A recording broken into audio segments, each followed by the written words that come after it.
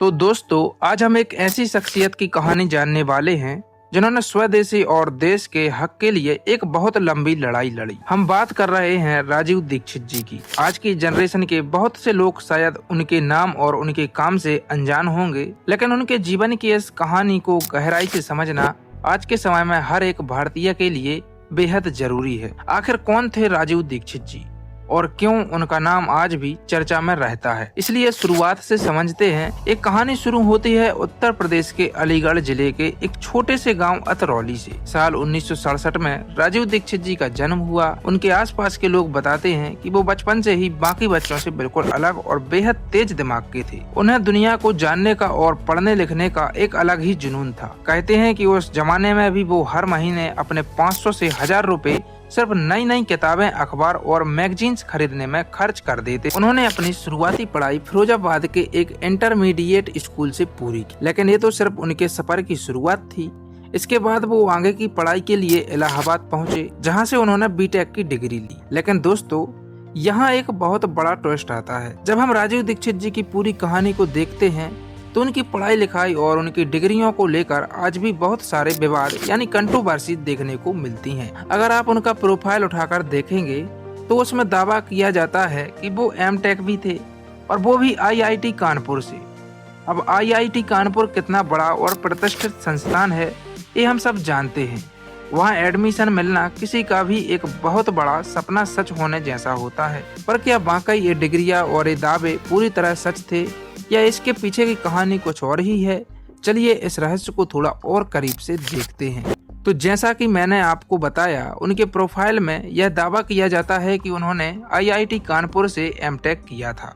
लेकिन दोस्तों, जब बाद में इन दावों की गहराई से छानबीन की गई तो एक बहुत ही चौंकाने वाला सच सामने आया। कुछ लोगों ने इस बात की सच्चाई जानने के लिए आरटीआई दाखिल की। जब आईआईटी कानपुर की तरफ से उस आरटीआई का जवाब आया तो सब दंग रह गए। संस्थान का साफ कहना था कि उनके रिकॉर्ड में राजीव दीक्षित नाम के किसी भी स्टूडेंट का कोई एनरोलमेंट यानी रजिस्ट्रेशन नहीं था। आईआईटी कानपुर के कागजात के मुताबिक इस नाम के किसी भी शख्स ने वहां से एमटेक की पढ़ाई नहीं की थी। हाँ, यह बात सच है कि उन्होंने इलाहाबाद से अपना बीटेक पूरा किया था। इसके बाद की कहानी देखें तो बताया जाता है कि उन्होंने देश की एक बहुत बड़ी साइंटिफिक ऑर्गेनाइजेशन यानी CSIR में भी कुछ समय तक बतौर रिसर्चर काम किया। इसके बाद दोस्तों, उनके दावों की लिस्ट में कुछ और बड़े नाम भी जुड़ते गए, जैसे कि फ्रांस के टेली कम्युनिकेशन सेंटर में काम करना, और यहाँ तक कि भारत के पूर्व राष्ट्रपति डॉक्टर APJ अब्दुल कलाम जी के साथ करीब 1 साल तक काम करने का दावा। लेकिन यहाँ भी जानकारों ने एक सवाल खड़ा कर दिया। बताया जाता है कि राजीव दीक्षित जी ने जिस संस्थान में कलाम साहब के साथ 1998-99 के दौरान काम करने की बात कही थी, उस संस्थान की शुरुआत ही साल 2005 के बाद हुई थी। समय का यह हेर फेर भी एक बड़ा विवाद बन गया। पर इन तमाम विवादों के बीच एक बात से कोई इनकार नहीं कर सकता कि राजीव दीक्षित जी एक बहुत ही बेहतरीन और प्रभावशाली वक्ता थे। जब वो बोलना शुरू करते तो लोग उन्हें घंटों सुनते रह जाते। उनके इस सफर में एक बहुत बड़ा मोड़ तब आया जब वो इलाहाबाद से अपना बीटेक कर रहे थे। उसी दौरान भोपाल में वो भयानक गैस कांड हुआ जिसने पूरे देश को हिलाकर रख दिया था। इस हादसे ने राजीव दीक्षित जी के सोचने का तरीका ही बदल दिया। वो इस घटना के खिलाफ आंदोलन में कूद पड़े। उनका मानना था कि विदेशी कंपनियों को भारत से बाहर का रास्ता दिखाया जाना चाहिए। यहाँ तक कि उन्होंने एक बड़ा और गंभीर दावा यह भी किया कि भोपाल गैस कांड कोई साधारण लापरवाही नहीं थी, बल्कि अमेरिका की तरफ से भारतीयों पर किया गया एक सोचा समझा टेस्ट था। हालांकि इस बात का कोई पुख्ता या कानूनी सबूत नहीं है, लेकिन राजीव दीक्षित जी अपने व्याख्यानों में हमेशा इस बात पर जोर देते रहे हैं। यही नहीं, आगे चलकर जब अमेरिका में 9/11 का ट्विन टावर हमला हुआ तो उस पर भी उनका नजरिया पूरी दुनिया से अलग था। उनका कहना था कि यह किसी बाहरी आतंकवादी संगठन का काम नहीं था, बल्कि खुद अमेरिका ने इस पूरी घटना को अंजाम दिया था। कहते हैं कि एक बार राजीव दीक्षित जी अपने रिसर्च पेपर के सिलसिले में कनाडा गए हुए थे। वहाँ वो अपना भाषण अंग्रेजी में दे रहे थे। तभी वहाँ के एक आयोजक ने उनसे टोकते हुए कहा, आप इतनी अच्छी हिंदी जानते हैं तो अंग्रेजी में क्यों बोल रहे हैं, अपनी मातृभाषा में बोलिए। राजीव दीक्षित जी ने जवाब दिया, यहाँ अलग अलग देशों के लोग हैं, अगर मैं हिंदी में बोलूँगा तो मेरा रिसर्च कोई समझ नहीं पाएगा। इस पर आयोजक ने कहा, यहाँ हर देश के लोग अपनी ही भाषा में बात रख रहे हैं और हमारे पास ट्रांसलेटर्स की पूरी सुविधा है। आप अपनी भाषा में बोलिए, हमें सब समझ में आएगा। उस वक्त राजीव दीक्षित जी की हिंदी उतनी ज़्यादा मजबूत नहीं थी, क्योंकि बीटेक की पढ़ाई के कारण वो अंग्रेजी का ज़्यादा इस्तेमाल करते थे। लेकिन उस घटना ने उन्हें अंदर तक झकझोर दिया। उन्होंने वहाँ बाकी देशों के लोगों से बात की और जाना कि दुनिया के लगभग सभी बड़े देशों में पढ़ाई लिखाई उनकी खुद की मातृभाषा यानी मदर टंग में होती है। तब उनके मन में यह सवाल उठा कि फिर हमारे भारत में अंग्रेजी माध्यम को इतनी ज्यादा अहमियत क्यों दी जाती है। भारत लौटकर उन्होंने पूरे एजुकेशन सिस्टम पर गहराई से रिसर्च किया। उनका पहला सबसे बड़ा आंदोलन भारतीय शिक्षा पद्धति को लेकर ही था, जहां उन्होंने अंग्रेजी के बढ़ते वर्चस्व का खुलकर विरोध किया। धीरे धीरे वो पूरी तरह से स्वदेशी आंदोलन में कूद पड़े। इसका सीधा सा मतलब था भारत से विदेशी और मल्टीनेशनल कंपनियों के प्रोडक्ट्स का पूरी तरह से बहिष्कार करना। जब आप इतनी बड़ी कंपनियों के खिलाफ खड़े होते हैं तो जाहिर है कि मुश्किलें तो आएंगी ही। इस वजह से कई बार सरकारें भी उनसे नाराज रहीं। उन्होंने कई ऐसे मुद्दे उठाए जो आम लोगों से जुड़े थे, जैसे कि आयोडीन नमक का मुद्दा। उनका दावा था कि आयोडीन नमक दुनिया के कई देशों में बैन है क्योंकि इसके कई साइड इफेक्ट्स होते हैं, तो फिर इसे भारत की आम जनता को जबरदस्ती क्यों खिलाया जा रहा है। एक बार का किस्सा बहुत मशहूर है। जब एक बड़ी विदेशी कंपनी के सीईओ दिल्ली एयरपोर्ट पहुंचे थे, राजीव दीक्षित जी और उनके साथियों ने एयरपोर्ट पर ही उनका घेराव कर दिया।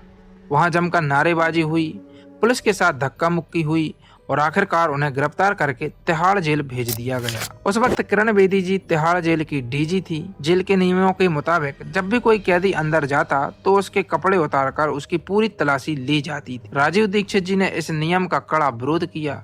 उन्होंने सवाल उठाया कि यह किस कानून के तहत हो रहा है। यह तो किसी भी इंसान के आत्मसम्मान को ठेस पहुंचाने वाली बात है। जब उन्होंने इस पर छानबीन की तो पता चला कि यह जेल मैनुअल अंग्रेजों के जमाने का बना हुआ है। अंग्रेजों ने जानबूझकर भारतीयों को अपमानित करने के और उनका हौसला तोड़ने के लिए यह नियम बनाया था। राजीव दीक्षित जी का कहना था कि अब तो अंग्रेज चले गए, फिर हम अपने ही देश के लोगों को इस तरह क्यों अपमानित कर रहे हैं। उन्होंने देश भर में घूम घूम कर स्वदेशी आंदोलन का बिगुल बजा दिया। उन्होंने करीब 5000 से ज्यादा विदेशी कंपनियों की एक लिस्ट तैयार की और लोगों को बताया कि कैसे एक कंपनियां भारत का पैसा बाहर ले जा रही हैं। साल 2000 से लेकर 2009 तक उन्होंने लगातार सरकारों के खिलाफ भी आवाज उठाई और आरोप लगाया कि भ्रष्टाचार के चलते विदेशी कंपनियों को बढ़ावा दिया जा रहा है और हमारे छोटे भारतीय उद्योगों को दबाया जा रहा है। और फिर आया साल 2009, जब इस स्वदेशी आंदोलन के सफर में उनकी मुलाकात पहली बार योग गुरु बाबा रामदेव से हुई। साल 2009 में जब बाबा रामदेव और राजीव दीक्षित जी की मुलाकात हुई तो वह भारतीय इतिहास का एक बहुत बड़ा संगम था। उस समय बाबा रामदेव पूरे देश में योग को घर घर पहुंचाने और उसे एक नई पहचान दिलाने के मिशन पर काम कर रहे थे। लेकिन योग के साथ साथ बाबा रामदेव भी दिल से स्वदेशी चीजों के एक बहुत बड़े समर्थक थे। वो भी यही चाहते थे कि विदेशी कंपनियों का पूरी तरह से बहिष्कार हो और सरकार हमारे अपने देश के प्रोडक्ट्स को आगे बढ़ाए। बाबा रामदेव इस मुहिम को बड़े पैमाने पर शुरू करने की कोशिश में ही थे और दूसरी तरफ राजीव दीक्षित जी पिछले 9 सालों से अकेले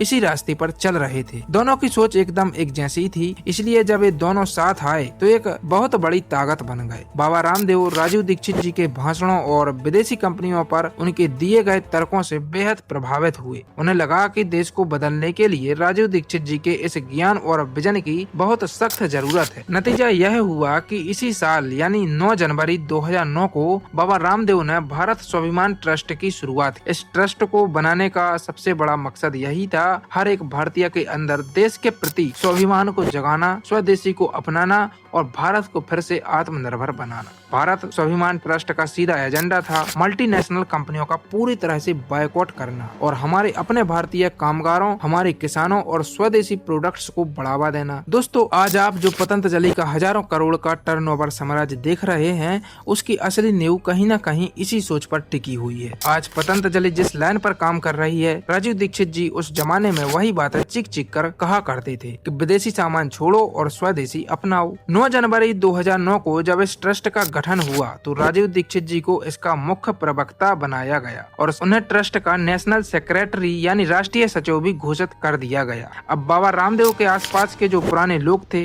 उनके लिए यह बहुत हैरान करने वाली बात, एक शख्स जो अभी अभी बाहर से आया था, बाबा रामदेव ने उसे सीधे इतने बड़े ट्रस्ट का सबसे मुख्य चेहरा और नेशनल सेक्रेटरी बना दिया था। इस ट्रस्ट की शुरुआत का लाइव टेलीकास्ट आस्था और बाकी बड़े धार्मिक चैनलों पर किया गया था, जिसे लाखों लोगों ने देखा। इसके बाद पतंजलि योगपीठ में राजीव दीक्षित जी के कई बड़े व्याख्यान और भाषण करवाए गए। उस वक्त बाबा रामदेव और राजीव दीक्षित जी के बीच के रिश्ते बहुत ही मजबूत और गहरे हो चुके थे। दोनों मिलकर देश में एक नई क्रांति लाने के लिए पूरी तरह तैयार थे। साल 2009 से 2010 के बीच बाबा रामदेव और राजीव दीक्षित जी की यह जोड़ी पूरे देश में घूम घूम कर स्वदेशी का जोरदार प्रचार प्रसार कर रही। उस वक्त बाबा रामदेव का जो स्वदेशी मिशन था, उसका असर आज हम पतंजलि के प्रोडक्ट्स और उसके फैले हुए साम्राज्य के रूप में साफ देख सकते हैं। जब आस्था चैनल पर राजीव दीक्षित जी के व्याख्यान और भाषण दिखाना शुरू किया गया तो देश भर में उनकी पॉपुलैरिटी बहुत तेजी से आसमान छूने लगी। लोग टीवी के सामने बैठकर उनकी बातें नोट करने लगे। वो सिर्फ स्वदेशी सामानों की बात नहीं करते थे, बल्कि स्वदेशी इलाज पर भी बहुत जोर देते थे। उनका कहना था कि अगर आपको कोई बीमारी है तो महंगी विदेशी दवाइयों के पीछे भागने के बजाय आप उसे घरेलू और देसी नुस्खों से पूरी तरह ठीक कर सकते हैं। चाहे हाई बीपी की समस्या हो या फिर दिल से जुड़ी कोई गंभीर बीमारी। राजीव दीक्षित जी का यह दावा था कि हार्ट अटैक जैसी बड़ी बीमारियों का इलाज भी हमारी अपनी भारतीय रसोई और आयुर्वेद के देसी नुस्खों में छुपा हुआ है। उनकी इन बातों ने देश के आम लोगों के दिल में एक भरोसा जगा दिया था। राजीव दीक्षित जी की सबसे बड़ी खूबी यही थी कि वो आयुर्वेद और देश से जुड़ी इतनी बड़ी बड़ी बातें बहुत ही सरल और आम भाषा में समझाते थे, जो सीधे लोगों के दिल में उतर जाती थी। आस्था चैनल और देश भर में उनके लाइव कार्यक्रमों के जरिए उनकी लोकप्रियता दिन ब दिन बढ़ती ही जा रही थी। लेकिन कहते हैं कि उनकी इस तेजी से बढ़ती पॉपुलैरिटी को देखकर बाबा रामदेव के आसपास के कुछ लोग थोड़े हैरान और परेशान भी होने लगे थे। दूसरी तरफ विदेशी कंपनियों और सरकारों के खिलाफ उनका मोर्चा पहले से ही खुला हुआ था। इन सबके बीच स्वदेशी का यह आंदोलन लगातार आगे बढ़ रहा था। इसी मुहिम के तहत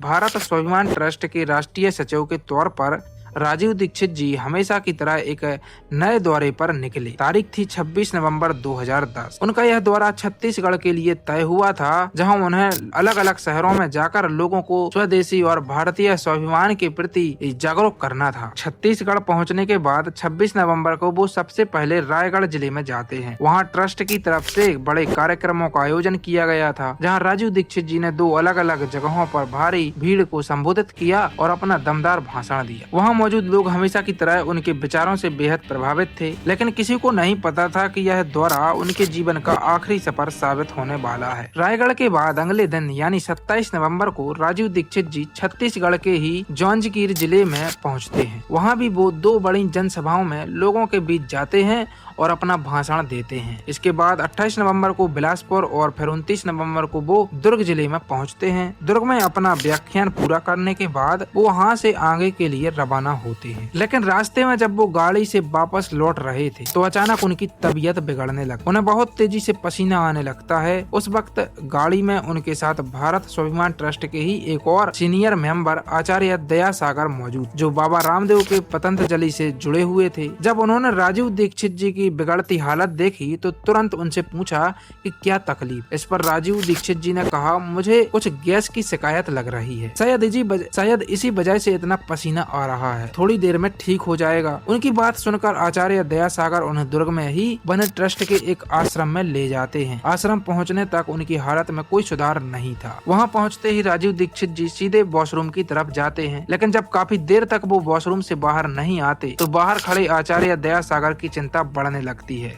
वो आवाज देते हैं पर अंदर से कोई जवाब नहीं आता। आखिरकार बाकी लोगों को बुलाया जाता है और वॉशरूम का दरवाजा तोड़ा जाता है। दरवाजा टूटते ही अंदर का नजारा देखकर सबके होश उड़ जाते हैं। राजीव दीक्षित जी वॉशरूम के फर्श पर पूरी तरह बेहोश पड़े थे और उनका पूरा शरीर पसीने से भीगा हुआ था। उन्हें तुरंत वहां से उठाकर कमरे में बिस्तर पर लेटाया जाता है, चेहरे पर पानी छिड़का जाता है। होश में आते ही उनके लिए तुरंत गाड़ी का इंतजाम किया जाता है ताकि उन्हें पास के किसी बड़े अस्पताल ले जाया जा सके। लेकिन जैसे ही राजीव दीक्षित जी को पता चलता है कि उन्हें अस्पताल ले जाया जा रहा है, वो साफ मना कर देते हैं। उनका कहना था, मेरा एलोपैथिक दवाओं और इस तरह के इलाज पर कोई भरोसा नहीं है।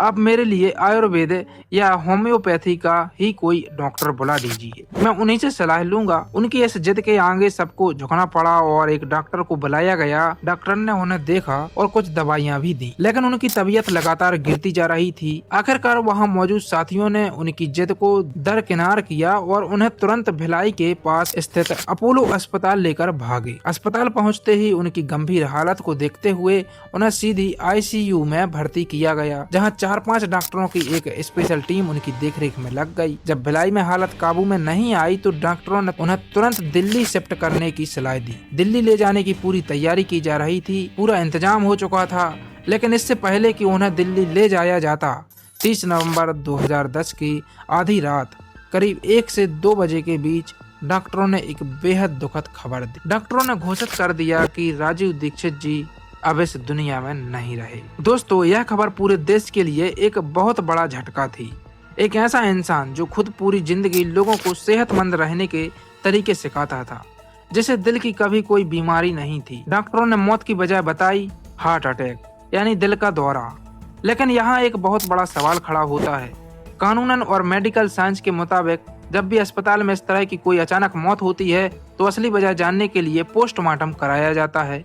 ठीक वैसे ही जैसे पूर्व प्रधानमंत्री लाल बहादुर शास्त्री जी या फिर बॉलीवुड एक्ट्रेस श्रीदेवी जी के मामलों में मौत की असली वजह को लेकर शुरुआत में कई तरह की बातें उठी थी, लेकिन राजीव दीक्षित जी के केस में कोई पोस्टमार्टम नहीं हुआ। डॉक्टरों की कही बात ही हर जगह फैल गई कि उनकी मौत दिल का दौरा पड़ने से हुई है। इसके बाद कहानी में एक और अजीब मोड़ आता है। अस्पताल से उनके पार्थिव शरीर को उनके पैतृक गांव उत्तर प्रदेश के अलीगढ़ ले जाने के बजाय सीधे उत्तराखंड के हरिद्वार ले जाने का फैसला किया जाता है, जो कि भारत स्वाभिमान ट्रस्ट और पतंजलि का मुख्य हेडक्वार्टर था। पहले उनकी बॉडी को रायपुर मेडिकल कॉलेज ले जाया गया ताकि वहां उनके शरीर पर एक खास लेप लगाया जा सके जिससे शरीर खराब ना हो। इसके बाद उनके भाई प्रदीप दीक्षित जी और ट्रस्ट के लोग पार्थिव शरीर को लेकर सीधे हरिद्वार के पतंजलि योगपीठ पहुंच जाते हैं। राजीव दीक्षित जी को अपने गांव और अपने घर से बहुत ज्यादा लगाव था, लेकिन उनका अंतिम संस्कार उनके गांव में नहीं हुआ। 1 दिसंबर को हरिद्वार के कनखल नाम की जगह पर उनका अंतिम संस्कार कर दिया गया। 30 नवंबर से 1 दिसंबर के बीच जब उनकी मौत की खबर उनके दोस्तों, चाहने वालों और परिवार के लोगों तक पहुंची तो सब अलीगढ़ की तरफ भागने की सोच रहे थे, लेकिन जब उन्हें पता चला कि अंतिम संस्कार हरिद्वार में हो रहा है तो सब हैरान रह गए और तुरंत हरिद्वार पहुंचे। वहां पहुंचकर जब लोगों ने उनके आखिरी दर्शन किए तो उनके पैरों तले जमीन खिसक गई। जो लोग वहां मौजूद थे और जो वीडियो आज भी इंटरनेट पर मौजूद है, उन्हें देखकर साफ पता चलता है कि राजीव दीक्षित जी का रंग काफी साफ और गोरा था, लेकिन मौत के बाद उनका पूरा चेहरा, उनके होंठ नीले और काले पड़ चुके थे। चेहरे का एक हिस्सा पूरी तरह से रंग बदल चुका था। इस नीले पड़े चेहरे को देखकर वहां मौजूद हर आंख रो रही थी और हर दिमाग में एक ही सवाल घूम रहा था कि क्या यह सिर्फ एक साधारण हार्ट अटैक था या फिर इसके पीछे की हकीकत कुछ और ही थी। आमतौर पर जब किसी शरीर में ऐसे लक्षण दिखाई देते हैं तो दिमाग में कई तरह के सवाल और गहरे शक पैदा होने लगते हैं। जानकारों का मानना है कि शरीर या चेहरे का रंग इस तरह अचानक काला या नीला पड़ जाना शरीर में किसी तरह के जहर के फैलने का संकेत भी हो सकता है। ठीक ऐसा ही कुछ पूर्व प्रधानमंत्री लाल बहादुर शास्त्री जी की रहस्यमय मौत के समय भी लोगों ने कहा था। जब हरिद्वार में राजीव दीक्षित जी का ऐसा नीला पड़ा हुआ चेहरा सामने आया तो वहां मौजूद समर्थकों और चाहने वालों के बीच से यह आवाज उठने लगी कि पोस्टमार्टम होना चाहिए ताकि मौत का असली सच सबके सामने आ सके। हर किसी को लग रहा था कि इस पूरी घटना में कोई बहुत बड़ा झोल है और पोस्टमार्टम कराने की एक बहुत बड़ी और जायज वजह भी थी। एक शख्स जो पिछले 10-12 सालों से देश में एक बहुत बड़ा आंदोलन चला रहा था, जिसने दुनिया भर की बड़ी बड़ी मल्टीनेशनल कंपनियों को अपना कट्टर दुश्मन बना लिया था, जिसके खिलाफ सरकार में बैठे कई लोग थे, उसकी मौत अचानक इस तरह एक बंद कमरे के वॉशरूम में हो जाती है तो शक होना बिल्कुल लाजमी था। देखिए, यह बात बिल्कुल सच है कि दिल का दौरा यानी हार्ट अटैक या कार्डियक अरेस्ट किसी को भी आ सकता है। कोई भी इंसान किसी बीमारी की वजह से अचानक दुनिया से जा सकता है, इसमें कोई हैरान करने वाली बात नहीं है। लेकिन पोस्टमार्टम जैसी चीजें इसलिए की जाती हैं ताकि बाद में शक, सवाल या किसी साजिश की कोई गुंजाइश ही बाकी ना रहे। अगर उस समय उनका पोस्टमार्टम हो गया होता तो शायद आज यह पूरी तरह कहानी इतनी बड़ी मिस्ट्री ना बनती और ना ही लोग इस पर आज चर्चा कर रहे होते। लेकिन ऐसा नहीं किया गया और इसी एक फैसले ने ढेरों अनसुलझे सवालों को जन्म दे दिया। इंटरनेट पर तैरते आरोप, और आज भी जब आप इंटरनेट पर इस केस के बारे में सर्च करेंगे तो कई तरह की बातें और थ्योरीज तैरती हुई दिखाई देंगी। इनमें से एक थ्योरी सीधे बाबा रामदेव की तरफ उंगली उठाती है। कुछ लोगों का कहना था कि राजीव दीक्षित जी की देश भर में जो तेजी से पॉपुलैरिटी बढ़ रही है उससे शायद बाबा के आसपास के लोग खुश नहीं थे। दूसरा मुद्दा भारत स्वाभिमान ट्रस्ट को लेकर भी उठा कि इस आंदोलन के नाम पर देश भर से करोड़ों रुपए का चंदा इकट्ठा किया गया था और बाद में जब इस ट्रस्ट को पूरी तरह बंद कर दिया गया तो वो सारा पैसा कहाँ गया। ऐसे कई आरोप बाबा रामदेव पर लगाए गए कि वो नहीं चाहते थे कि पोस्टमार्टम हो क्योंकि इससे मौत का सच बाहर आ जाता। लेकिन दोस्तों, सबसे बड़ा सवाल यह है कि इन आरोपों का आधार क्या है। इसका कोई भी ठोस सबूत आज तक किसी के पास नहीं है। और अगर हम सिक्के का दूसरा पहलू देखें, यानी उन दलीलों को समझें जो बाबा रामदेव को इस मामले में पूरी तरह निर्दोष बताती हैं, तो वो बातें भी बहुत ज्यादा लॉजिकल लगती हैं। पहली दलील है 29 नवंबर को जब राजीव दीक्षित जी की तबीयत बिगड़ी थी तो उन्हें दुर्ग जिले के जिस आश्रम में ठहराया गया था जहां वो वॉशरूम में बेहोश मिले थे, वो आश्रम खुद बाबा रामदेव का ही था। अब आप खुद सोचिए, अगर कोई इंसान किसी के खिलाफ कोई बड़ी साजिश रचता है तो वो इसके लिए अपनी ही जगह क्यों चुनेगा। इससे तो सीधा शक उसी पर जाएगा। दूसरी दलील ये है, साल 2010 में देश के केंद्र में यूपीए की सरकार थी और डॉक्टर मनमोहन सिंह देश के प्रधानमंत्री थे।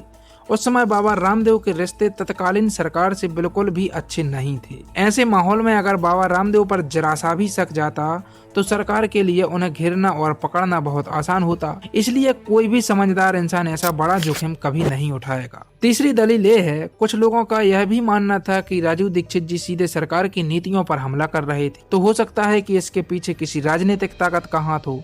लेकिन इस बात का भी दूर दूर तक कोई सिरा नहीं मिलता। अब आते हैं उस सबसे बड़ी थ्योरी पर जिसे इस केस पर रिसर्च करने वाले 10 में से 8 लोग सबसे ज्यादा सच मानते हैं।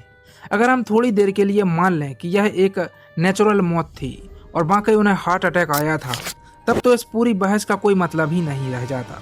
लेकिन क्योंकि हमारे पास कोई पोस्टमार्टम रिपोर्ट नहीं है, इसलिए हमें अपनी इस पूरी इन्वेस्टिगेशन में अगर और मगर को बीच में रखना ही पड़ेगा। यह शक हमने या आपने पैदा नहीं किया, बल्कि उस समय के हालातों ने पैदा किया है। राजीव दीक्षित जी ने अपने स्वदेशी आंदोलन के जरिए दुनिया भर के हजारों बड़ी मल्टीनेशनल कंपनियों के बिजनेस को खतरे में डाल दिया था। उनके बहुत से ऐसे पावरफुल दुश्मन बन चुके थे जो बिल्कुल नहीं चाहते थे कि यह आंदोलन और बड़ा रूप ले या विदेशी कंपनियों के नाम पर लोग स्वदेशी की तरफ मुड़े। तो दोस्तों, अगर यह कोई नेचुरल डेथ नहीं थी और इसके पीछे वाकई कोई बहुत बड़ी साजिश थी, लेकिन सच तो यह है कि यह सारे सवाल आज इतने सालों बाद भी सिर्फ सवाल ही बने हुए हैं, क्योंकि हमारे पास कोई भी ठोस सबूत नहीं है। अगर आज कोई आपसे या मुझसे आकर दावे के साथ कहे कि नहीं उस दिन ऐसा ही हुआ था, तो उस पर आंख बंद करके भरोसा करना मुश्किल होगा, क्योंकि इस पूरी कहानी की जो सबसे पहली और सबसे मजबूत कड़ी गायब है वो है पोस्टमार्टम रिपोर्ट। अगर उस समय पोस्टमार्टम हुआ होता तो शरीर की फॉरेंसिक जांच भी होती, विसरा की रिपोर्ट भी आती, और अगर जहर देने वाली बात में रत्ती भर भी सच्चाई होती तो वो सच उसी वक्त सबके सामने आ जाता। लेकिन अफसोस ऐसा कुछ नहीं हुआ, और यही वजह है कि राजीव दीक्षित जी की मौत आज भी भारतीय इतिहास का एक बहुत बड़ा रहस्य बनी हुई है। आज हम यह तक नहीं जानते कि उनकी वो मौत एक नेचुरल डेथ थी या फिर उसके पीछे वाकई कोई बहुत बड़ा चक्रव्यूह रचा गया था। मैंने इस पूरे मामले पर गहराई से रिसर्च की, आज यह कहानी आपके सामने लेकर आया हूँ, क्योंकि मेरा मकसद आपको कोई गलत जानकारी देना नहीं, बल्कि हर एक पहलू को पूरी सच्चाई के साथ आपके सामने रखना था। इस पूरे मामले का निचोड़ और सच सिर्फ इतना ही है कि सोचने को तो कोई कुछ भी सोच सकता है, शक का कोई दायरा नहीं होता कि किसने क्या किया होगा। लेकिन कानून की दुनिया में और एक जिम्मेदार वीडियो के तौर पर जब तक हमारे पास कोई पक्का सबूत या गवाह ना हो, तब तक हम अपना कोई फाइनल फैसला नहीं सुना सकते। यहाँ दो ही बातें सबसे साफ हैं। अगर उस समय पोस्टमार्टम हो गया होता तो शायद आज मैं आपको बैठकर यह कहानी नहीं सुना रहा होता, और अगर वो मौत नेचुरल नहीं थी तो पोस्टमार्टम के जरिए वो पूरी साजिश बेनकाब हो जाती और असली गुनहगार सलाखों के पीछे होता। लेकिन घूम फिर कर बात वहीं अगर और मगर पर आकर अटक जाती है। हकीकत यही है कि आज भी कोई पूरे दावे के साथ नहीं कह सकता कि राजीव दीक्षित जी की मौत सिर्फ एक दिल का दौरा था या फिर उन्हें रास्ते से हटाने की कोई बहुत बड़ी प्लानिंग। तो दोस्तों, यह थी देश के लिए अपनी पूरी जिंदगी लगाने वाले राजीव दीक्षित जी की पूरी कहानी। इस पूरे रहस्य पर आपकी क्या राय है हमें कमेंट करके जरूर बताइएगा।